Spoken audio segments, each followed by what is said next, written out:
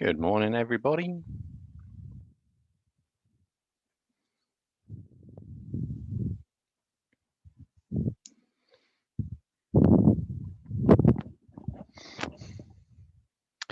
All right, while we wait for other people to roll on in, does anybody have any questions about anything, actually? Now's a good time to ask.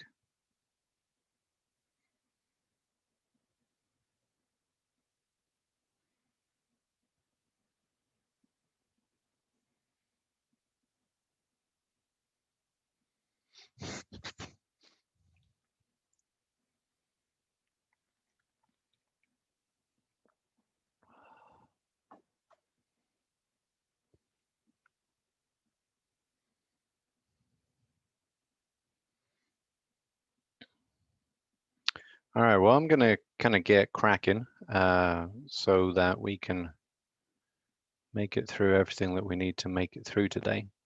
Let me just bring up the chat.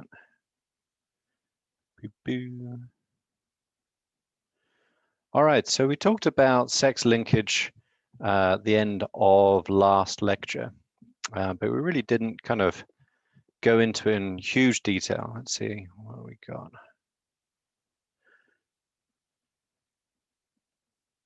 Yeah.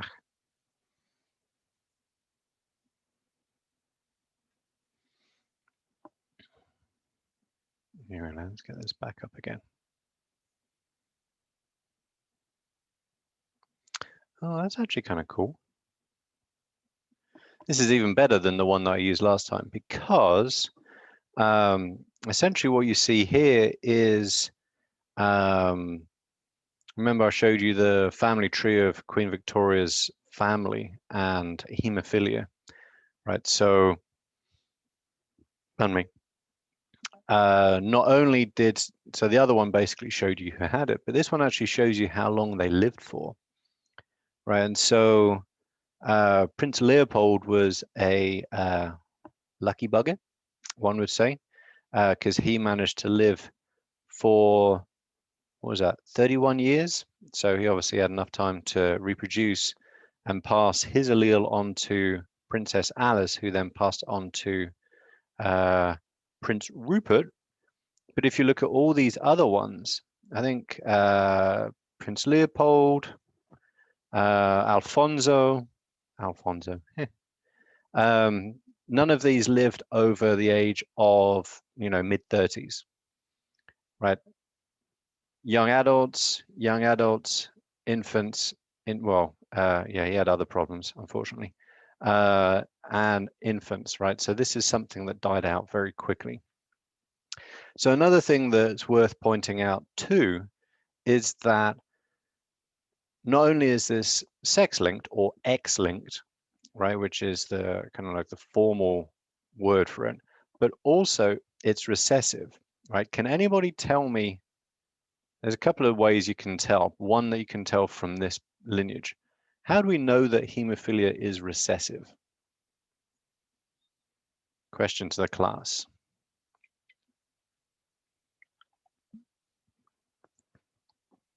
We know that it's sex-linked because it only appears in males. How do we know that it's recessive? Anybody got any ideas?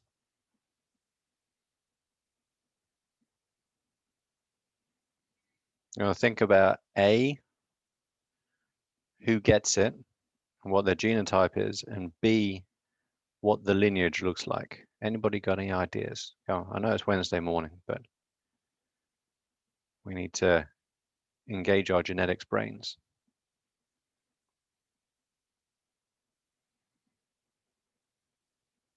Nobody? All right. Well,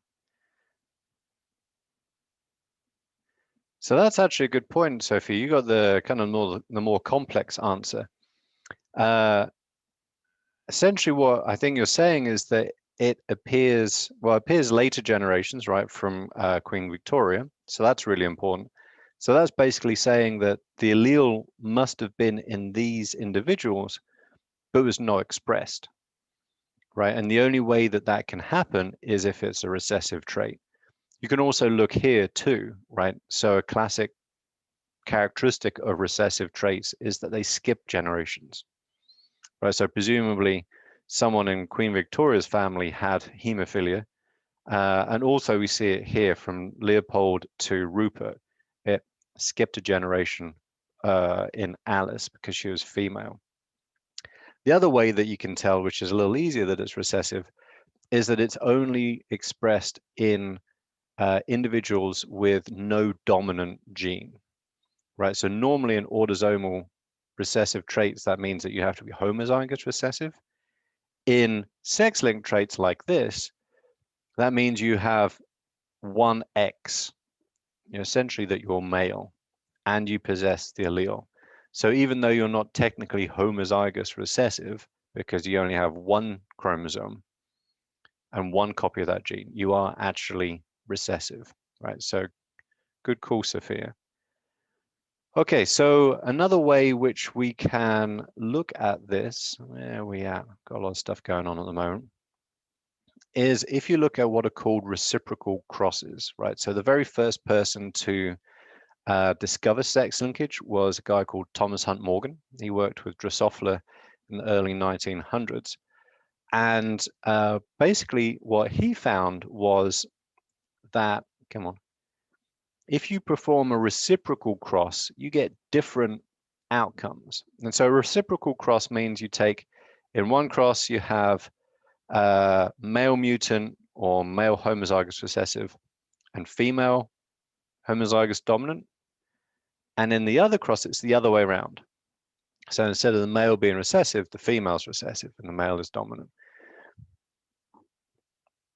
And so if you look down here, right, so this is wild type female, mutant male, you get a 3-to-1 ratio, right, which is kind of what one would see if this was autosomal, right?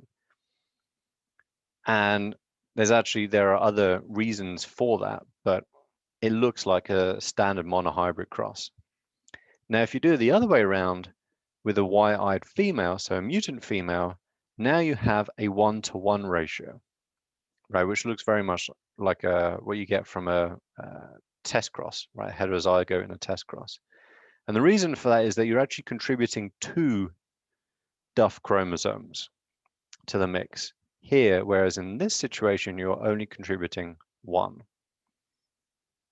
Right, so all the way down here, you can actually get Y-eyed females, so homozygous recessive females, as well as the recessive male, right? So that's another way that you can test. Normally, if a gene is or a trait is autosomal recessive, it doesn't matter which way around you do this, which sex has which genotype. It doesn't make any difference.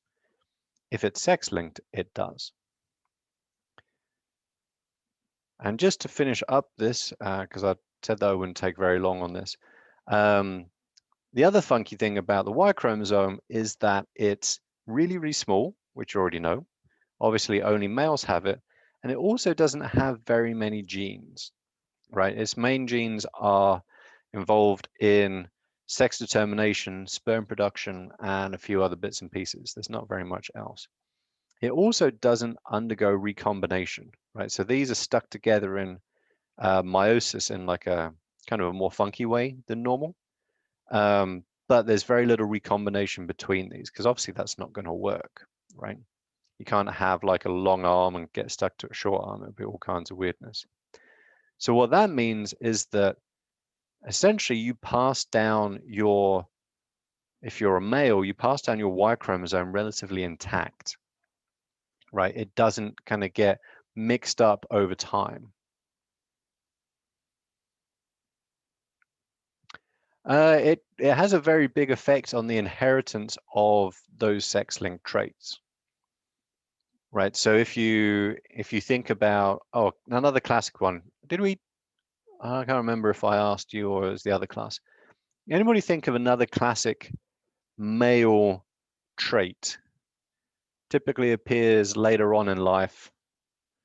I'm not talking about hairy shoulders. That can happen whether or not you have this, or hairy ears.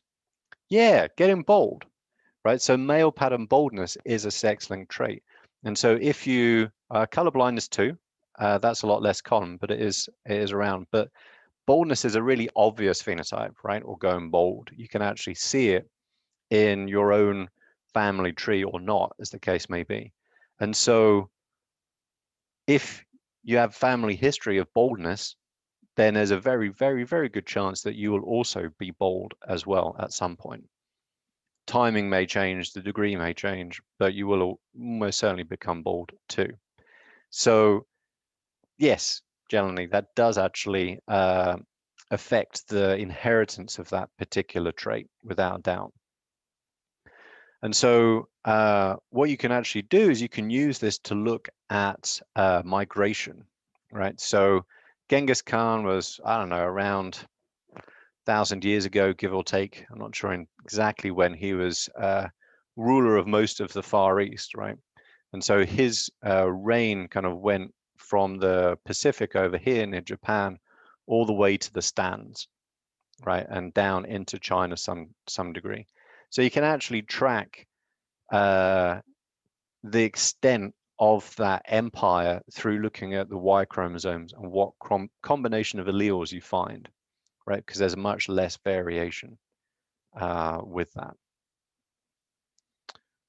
Okay, any questions about any of that jazz before we move on?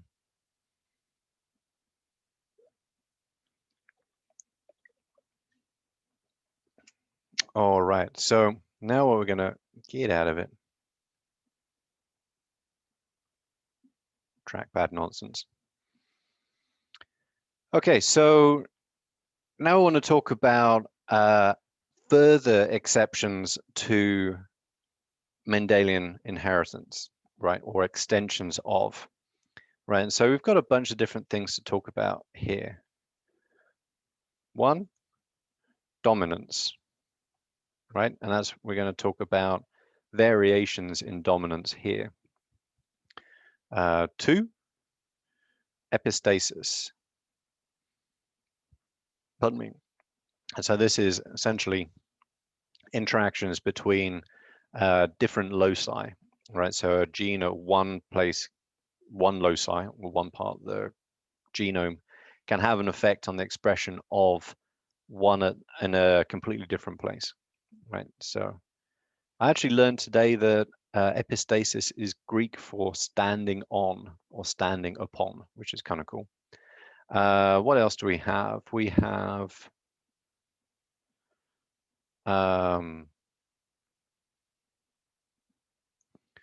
variable penetrance and expressivity. And 4 complex traits, of which most traits are, and gene by environment interactions. Right, so those are the 4 that we're covering in this particular PowerPoint. I did actually get some cool info from my daughter about leopard geckos, but I'm not sure we'll have time to cover that today. Maybe if we get a chance, just because it's kind of new to me, I don't want to screw it up, basically. So essentially, when we talk about, come on, dominance, right? We're talking about essentially function, right? So a dominant allele is considered to be one that works, right? Sometimes it may work more than it should do, right? So it's not necessarily normal, right? That's one thing. We kind of, it's a general assumption when we talk about dominant allele, we're actually talking about the one that is normal functioning, right? And that's a fairly reasonable assumption to make. But it just basically means that something is working, right? And typically the recessive allele is generally one which results in that protein or not functioning properly, or that gene not producing that protein, right? And so essentially it's a loss of function, right? So we call that a loss, or even maybe a reduction of function, right? So something that's not working as well, right? So typically in many traits, right? If you have a functioning enzyme, it doesn't matter whether or not you have a non-functioning one being produced from this gene, you will still get the function that you need, right? So that's kind of, in many ways, where dominance comes from, right? However, dominance isn't always as clear cut, right? And so essentially, and quite often, I'm gonna use this now. I just remembered I should have cleaned off the whiteboard. Let's move this over. Come on. There we go. Quite often incomplete dominance, right? So what this is a departure from the classic 3-to-1. It's also a departure from the classic heterozygotes always show the phenotype of the dominant parent deal as well. So there's kind of two things going on here. One, heterozygotes an intermediate, right? So they express a phenotype that's kind of halfway between or somewhere between the two parents, right? The dominant and the recessive. And also, when you cross these heterozygotes together, you'll get a 1-to-2-to-1 phenotype ratio, right? So classic signs of incomplete dominance. And this is why it's really hard to find these. Jatch, move this over.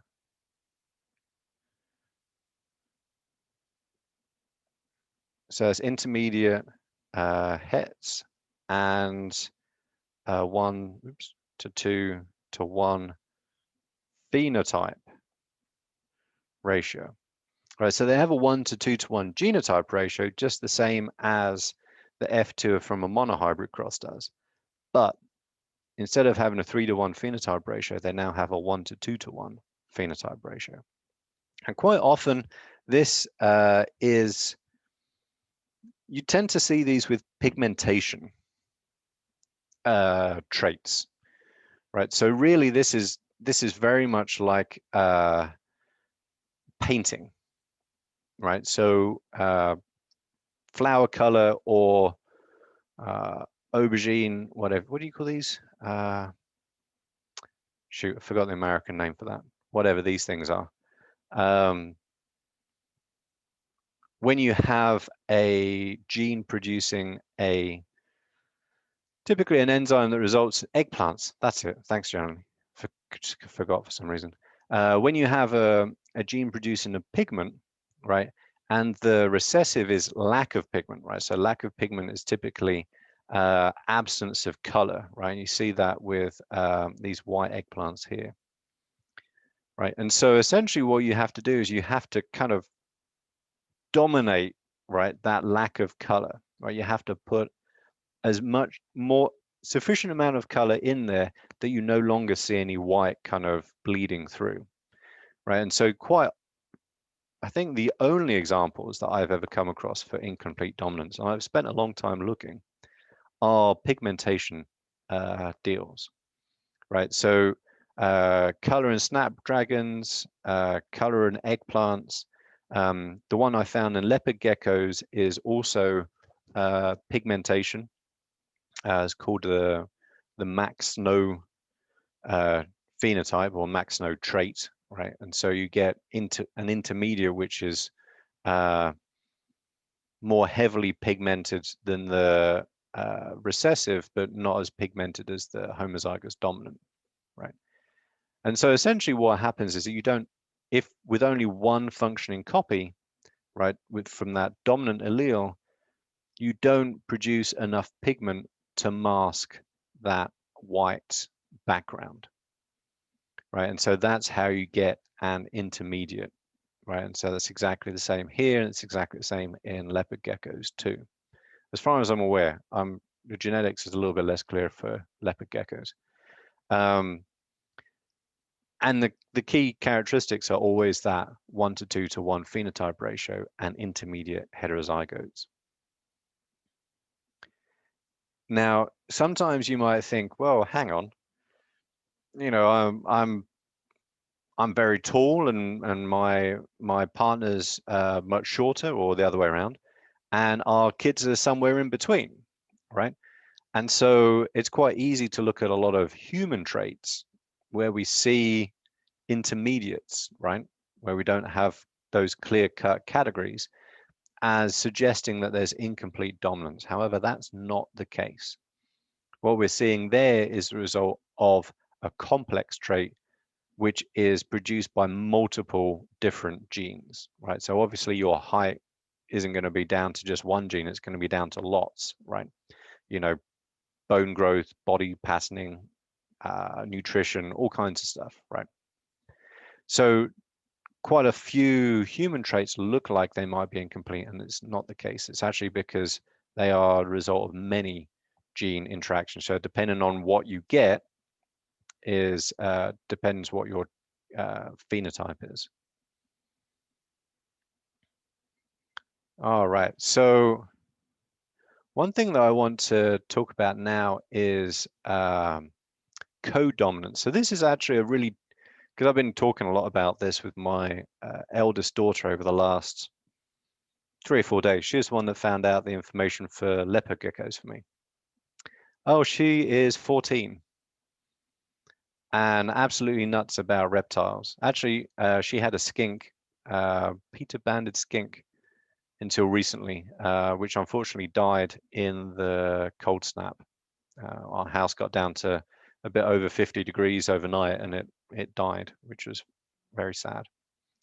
But anyway, she just likes finding this stuff out. So I've had to try and explain the difference between incomplete dominance and codominance, right? And so incomplete is where you have an intermediate phenotype for the heterozygotes. Codominance is where you express both. Sorry, what was that, JM? Oh, yeah, I don't think we're getting any more reptiles. They're very hard to keep. She hasn't had an awful lot of success so far. They're even leopard geckos aren't, you know, kind of straightforward. So we're taking a break from reptiles for the moment, just because it gets kind of sad when you know you have one every 6 months or a year or so, and they just keep dying. So anyway, so codominance is where one allele does not dominate another, right? So if you have 2 dominant alleles, you will see 2 phenotypes, right? This isn't an intermediate, it's simply that you see 2 phenotypes at the same time. And this is really, really rare, right? So let's see if I can do this from memory. Get off my terrible dog drawings.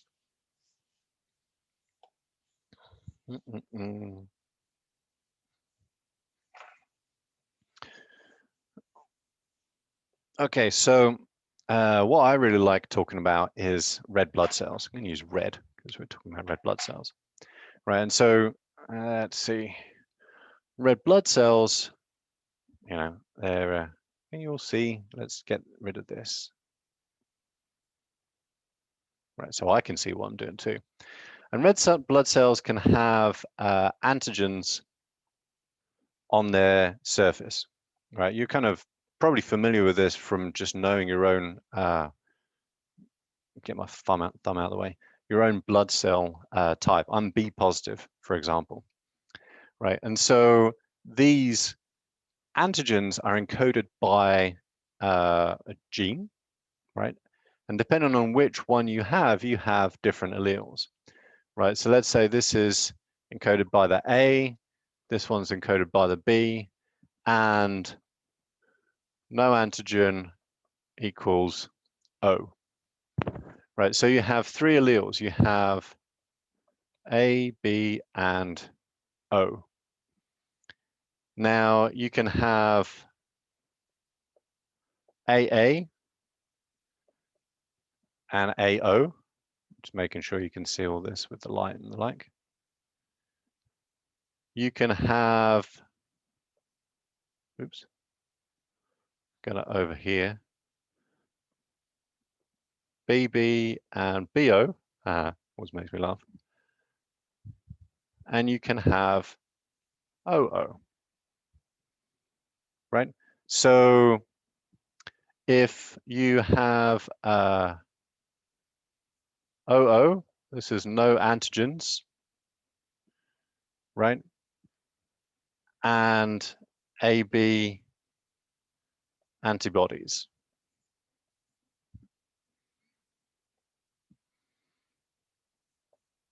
So this is, and because when we give blood, we kind of filter out the what isn't a red blood cell. You get rid of this, so this is our universal donor. Make sense? Basically, if you don't have any antigens, you have the antibodies, and then so with no antigens, you can give it to anybody, and your immune system isn't going to react to it, right? These are going to have A antigens and B antibodies. These are going to have B antigens, right? So what we're looking at now, so this is the alleles. These are the genotypes. And these are the phenotypes. Ah, can't spell. What's going on? All right. So if they have B antigen, they have A antibody, right? So these can go to people who are A or AB. These can go to B or AB. Right, and so this is all kind of conventional Mendelian genetics, right? We've got dominant, homozygous dominant, heterozygous expresses the dominant phenotype, right? Which is A antigens and B antibodies. We've got the same over here. We've got another dominant allele, right, which masks this. And we have the classic homozygous dominant heterozygous equals a dominant phenotype, which is B antigens. And over here, we have the homozygous recessive, right, which is no antigens whatsoever, right? That's what an O is. Now, the thing that makes blood types so unique and pretty much the best example of codominance that I can find is that this is, hang on, let's circle this in a different color. This is one phenotype. This is another phenotype. These are both dominant phenotypes. This is a recessive. This is dominant. This is dominant. So now, see if I got space. Yeah, more or less. We can have a heterozygote, which is AB. Make sure I'm pointing the right thing. And this now has both of these phenotypes. It expresses A and B antigens.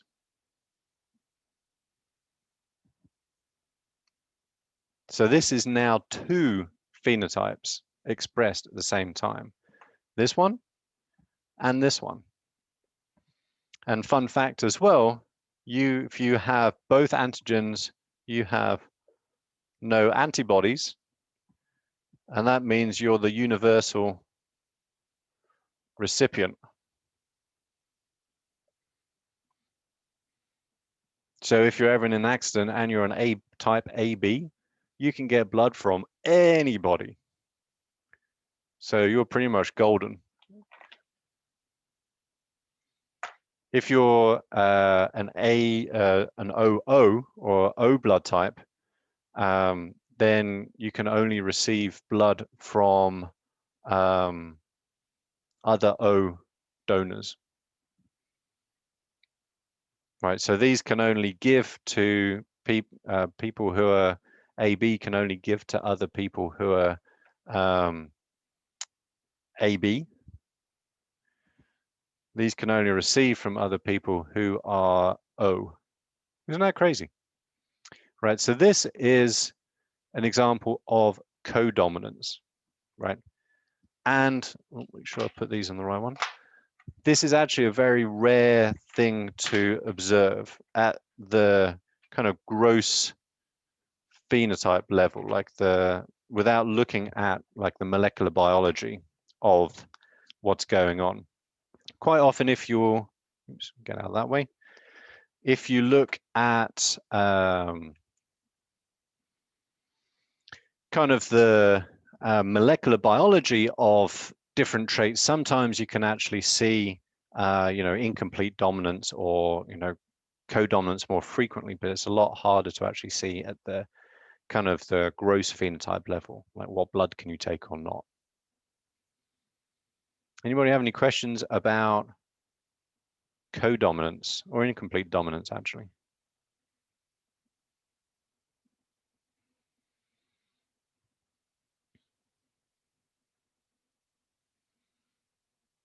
All right, let's just kind of find where we're at now. Come down here. So, I mean, you can also, this is just an example of looking at the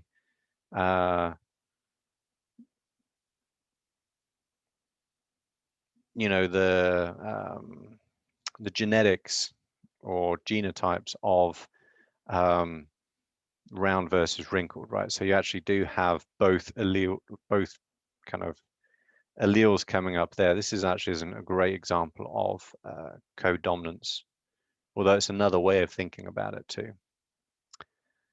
Okay, now epistasis, this is a little bit of a kind of a chunkier topic, right? So essentially the idea here, oops, right, you can have different types of epistasis, right? So normally one would expect, I'm just making sure I can actually see what I'm doing.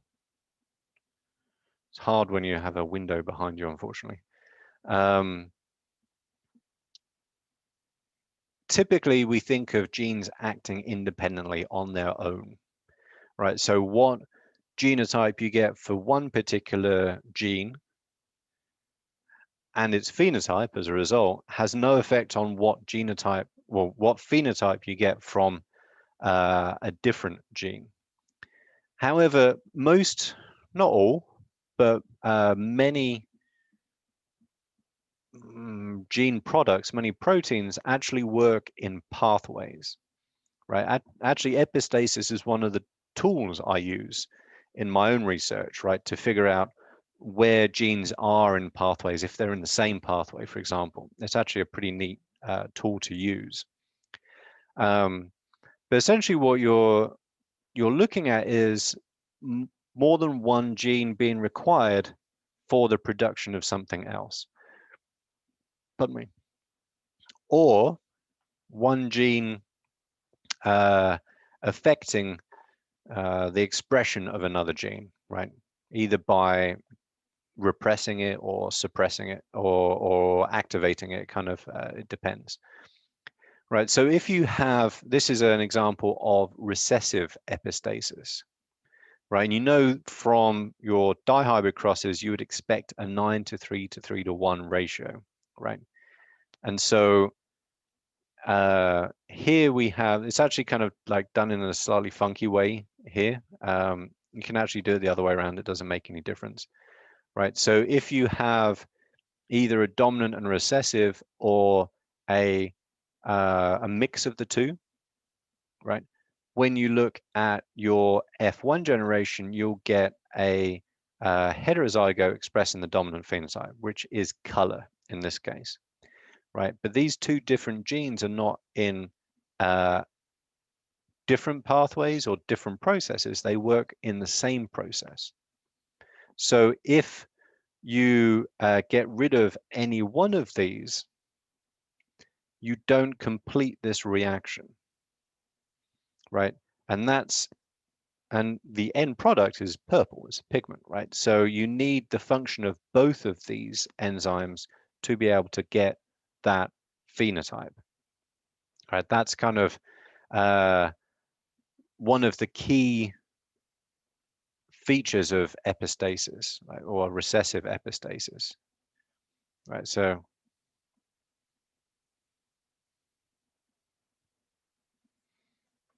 let's move this over a second.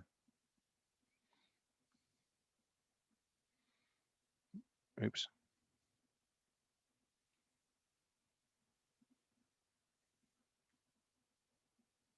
So you need both of those genes functioning to get the dominant phenotype.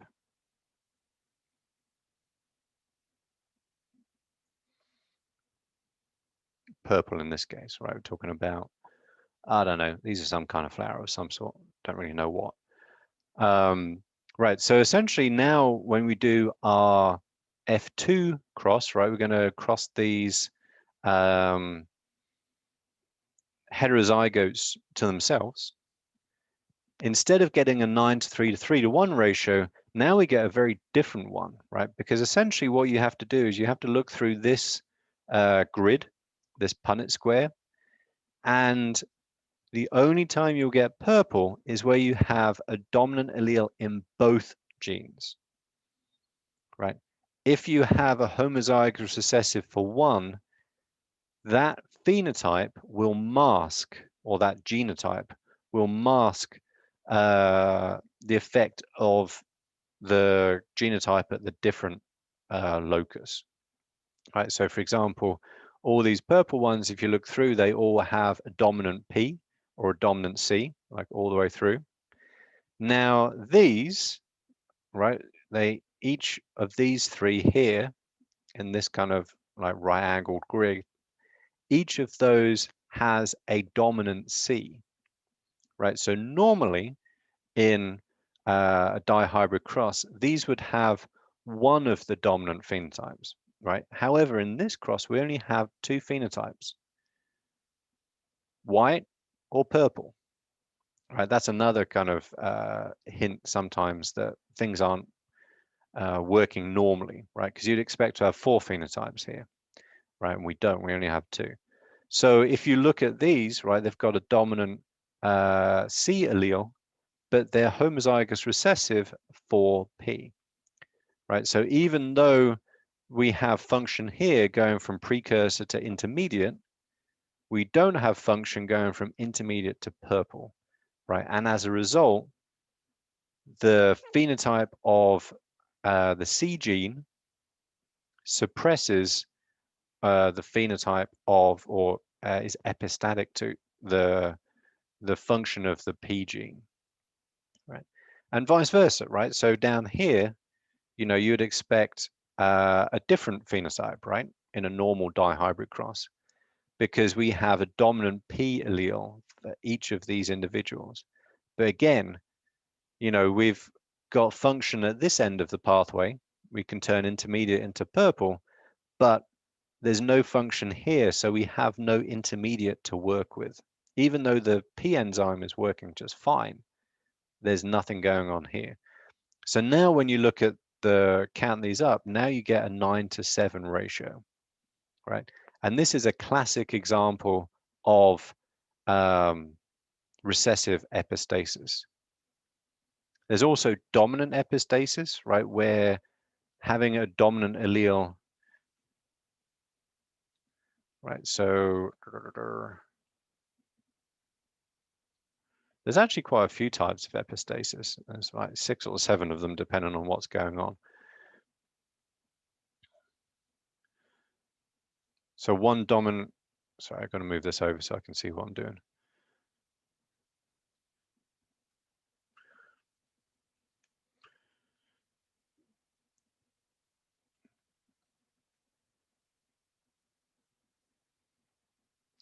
So in this case, a good example is cats, fur color, right? So in cats, the white gene is epistatic to color genes, pigment basically. And the reason for that is if you have a dominant W, you get no pigment cells. All right, so it doesn't matter what genotype you have for pigment. Oops, where am I at? You could have, let's say, BB equals black, or I don't know what BB, that's kind of orange. It doesn't matter because a cat is white. Right, so all of those where you have a dominant allele for one, right, and that's basically would be 12 of those. So now you get a 12 to, oops, wrong one, 3-to-1 ratio of white to black to orange. So that gives you a completely different ratio, right? You don't get a 9-to-3-to-1 ratio. The three that were originally separate with that have that dominant white allele, dominant W, doesn't matter what the genotype is for the other gene, the pigment producing gene, because you'll just never see it, right? So that's an example of dominant epistasis. Okay. Anybody got questions? Questions?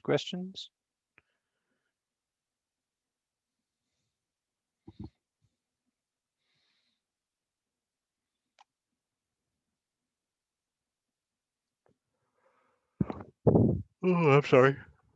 Didn't sleep very well last night.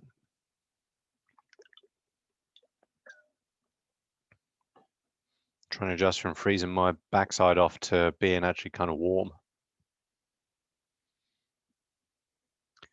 So typically, whenever you see a departure from the classic 9-to-3 to 3-to-1 ratio, if you're still getting whole numbers, right? So 9-to-7 or 12-to-3-to-1, or there's 15-to-1 or any of that kind of stuff. It's kind of a bit of a sweeping statement.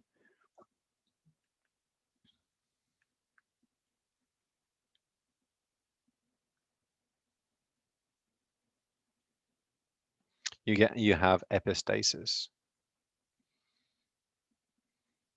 Right, so that means that the genotype at one locus is affecting the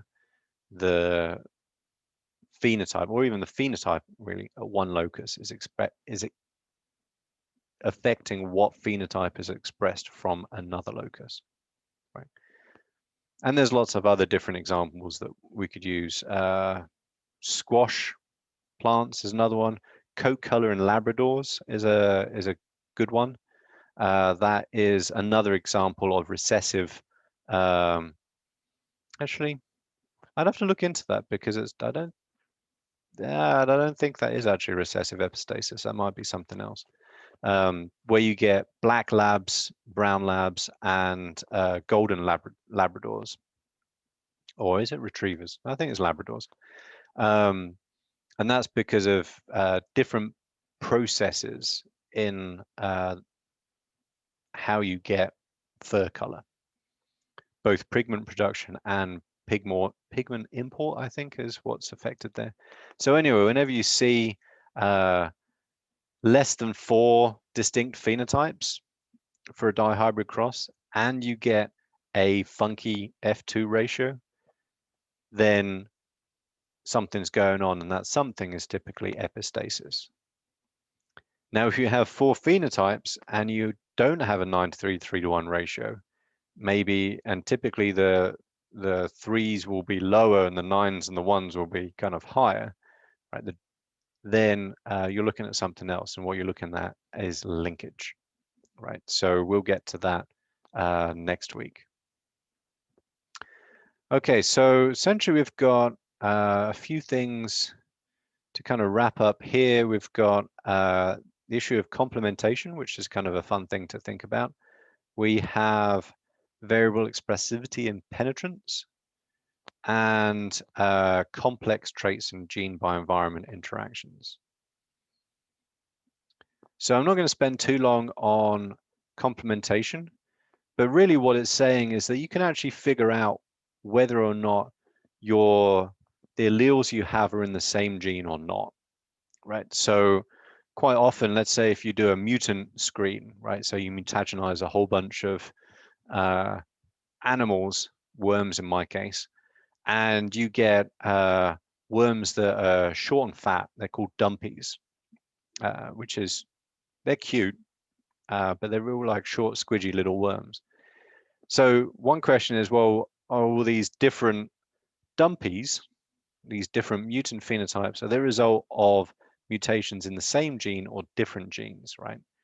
And so you can figure that out by what's called complementation, right? So if you have a true breeding, two true breeding parents, right, both recessive, and you cross them together and you still have the same mutant phenotype, then they're going to be in the same gene, right? Because now you have a heterozygote, but that heterozygote is essentially has two recessive alleles. So even though they are different alleles, they're in the same gene, and so you don't get function. That's actually something called compound heterozygosity, which is kind of neat. You see that sometimes in human diseases. So say, for example, you're heterozygous for cystic fibrosis and your partner's heterozygous for cystic fibrosis as well. Your child could get cystic fibrosis from having two different alleles of the non-functioning CTFR gene.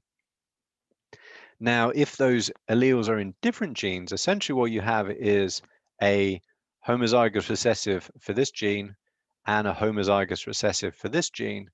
And so when you cross those two together, now they are heterozygous again, but you have a wild type dominant allele present, right? Because basically, if this is mutant for A, now you have wild type alleles for B. If this is mutant for B, you have wild type alleles for A. And so when you cross them together, you're going to have one wild type allele for each. And so you have complementation. So that's telling you that your genes are in different, or your alleles rather, are in different genes. All right, so next up, and this is far more relevant for human disease. We actually use it for, you can see in other systems as well. So my favorite example is mitochondrial disease. Has anybody ever heard of that? It's actually, I wouldn't say it's common, but it's very poorly understood, right? So you know the mitochondria are the powerhouse of the cell, right? They produce the ATP that you use for doing pretty much everything. You all know that mitochondria have their own DNA, right? And so they're kind of essentially because they're like ancestral bacteria, right? Ancestral prokaryotes. So yeah, exactly. That's what you get from your mother. Oh, that's cool. My wife used to watch House, I think. Yeah, you get that from your mother, right? So when you get you know, your fertilized zygote, essentially, right? Your mother, the oocyte, which is from your mother, has all the mitochondria in it, and the sperm, which contributes the paternal genomic DNA, has no mitochondria. It just pretty much just injects the chromosomes from the father, right? So those genes, I think, I can't remember how many, they're like 20 genes or thereabouts in mitochondrial DNA, not very many, but they're really, really important in obviously in function of the mitochondria, right? There are a lot of other proteins which are produced from the nuclear genome, but there are a lot of really important ones in the actual mitochondrial DNA itself. And you can have mutants of those, right? But not all of the mitochondria are necessarily mutant in in each individual cell, right? So essentially what you have here is a case where, depending on the individual, what they inherited from their parents, and depending on the kind of the mutant DNA load in the cell, you'll get different phenotypes and different degrees of phenotypes, right? And so, for example, you can have, if you look up mitochondrial disease, right, you'll see that obviously the people can be very lethargic, right? So you can have some people that can barely, get out of their chair and walk to turn the TV off, right? The remote control doesn't work. And you can have people which can have a normal life, but when they do intensive activity, they get tired very easily, right? So even though those two individuals may have the same mutation, it depends on how many mitochondria they have as to how severe that phenotype is. Right? This is called variable expressivity, right? So it might cause really bad disease in one person and fairly mild disease in another person, right? So that's kind of one way of thinking about this. Obviously, it also depends on where those mutant mitochondria are. If you have most of them in your muscle, depending on early cell division, yeah, it'll be different. So not just, so there's different aspects of variable expressivity, right? It could be that it's different in the severity, right? Like how badly affected are you? It's often, people often diagnose it with what they call the yuppie flu, right? You just kind of felt a little bit shitty, basically. Other people could be almost incapacitated or just not even make it to adulthood, right? Also, you can have difference in what phenotype is expressed, right? So it might be some people have muscle-related energy problems. Other people that have this might go blind, right? Because their retinal cells don't work, or they may have mental retardation, or to varying degrees, right? So it all depends on what you get and where, right? And so that's variable expressivity. Variable penetrance is typically when you have to exceed a certain threshold to be able to see a disease phenotype or an actual phenotype. So for example, if you have just one or two crappy mitochondria in all your cells, all of the other mitochondria will compensate for that, right? And so you won't, exercise does produce more mitochondria. Mitochondria are actually a pretty funky organelle. So mitochondria fuse and divide. It's called mitochondrial fusion and fission, depending on a whole bunch of stuff. Exercise is one of those. But if you have sufficient number of mitochondria that are functional to provide whatever function you need, you don't see that disease, even though you have a mutant genotype. So, but once that number of mutant mitochondria exceeds a certain threshold, then you start seeing the phenotype, right? So here one could say that the penetrance of that phenotype varies, right? So even if you share the same mutation with another individual, you may not express that phenotype at all, whereas another individual may do, simply because of how many of those crappy mitochondria they have in a particular place, right? And so that's, in my mind, I really like talking about that because it's such an interesting disease, and it's also a really nasty one because you get it from your mother, right? And so in many cases, if it's kind of borderline severe in the mother can still have children, but all of her children will have those same mutant mitochondria. And in many cases, those children don't survive, right? So that's a whole nother story, which we can talk about another time. Okay, so we still have complex traits and gene bioenvironment interactions. We'll cover those on Friday. gone over a little bit by a couple of minutes.